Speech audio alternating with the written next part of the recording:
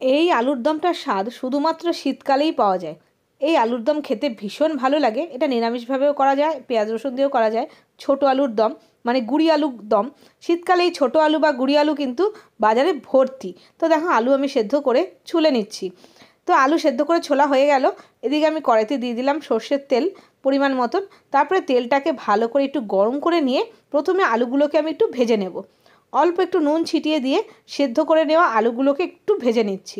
তাহলে আলুর ভেতরে নুন ঢুকে যাবে। আর এই আলুগুলো সেদ্ধ করে ছুললে সুবিধা হয় বলেই সেদ্ধ করে ছুলে রান্নাটা করছি। এদিকে আমি হ্যান্ড চপারের মধ্যে পেঁয়াজ রসুন আদা সব কিছু নিয়ে চপ করে নিচ্ছি। একসাথে পেঁয়াজ রসুন আদা চপ করে নিলাম। আর এদিকে দেখো আলুতে সুন্দর একটা কালার এসেও গেছে। তো আলুটা আমার ভাজা হয়ে গেছে, এবার আমি তুলে নিচ্ছি।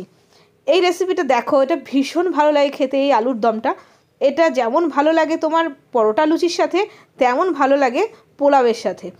তো দেখো আলু আমার তোলা হয়ে গেছে ভেজে। তারপরে কড়াইয়ের গায়ে যে ভাজার জন্য যে ছিল একটু লেগে, সেটাও তুলে দিলাম খুন্তি দিয়ে। ফোড়নে দিয়ে দিলাম গোটা জিরে তেজপাতা, আর তারপরে দিয়ে দিলাম কুচিয়ে রাখা পেঁয়াজ আদা রসুন একসাথে। এবার পেঁয়াজটাকে একটু ভালো করে ভেজে নিচ্ছি। আর আমি আরও 1 চামচ তেল দিয়ে দিয়েছিলাম, সেই জন্য মনে হচ্ছে তেলটা একটু বেশি। তো পেঁয়াজটা ভালো করে যখন ভাজা হয়ে গেছে, তখন আমি মশলা দিচ্ছি। হলুদ 1 চামচ, জিরের গুঁড়ো 1/2 চামচ, ধনের গুঁড়ো, লঙ্কার গুঁড়ো, আর দিয়ে দিলাম পরিমাণ মতো নুন। আমি এখানে বিট নুন ব্যবহার করেছি। আর তার সাথে দিয়ে দিলাম একটা টমেটো কুচি।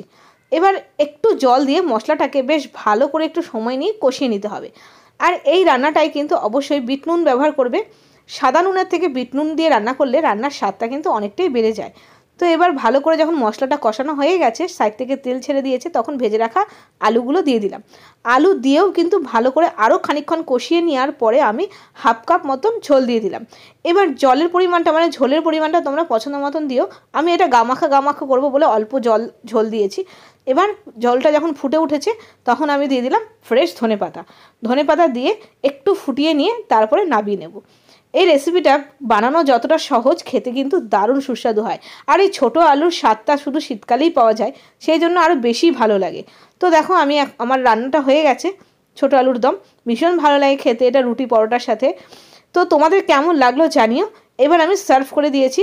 তো গরম গরমে আলুর দমের সাথে পরোটা বা লুচি সার্ভ করতে পারো, রুটির সাথেও সার্ভ করতে পারো, এছাড়া পোলাওয়ের সাথেও সার্ভ করতে পারো। এই ছোটো আলুর দমের স্বাদই আলাদা। তোমাদের কেমন লাগলো রেসিপিটা জানিও। আজকে এই পর্যন্তই। দেখা হচ্ছে আরও সুন্দর সুন্দর রেসিপির সাথে। ততক্ষণের জন্য বাই বাই।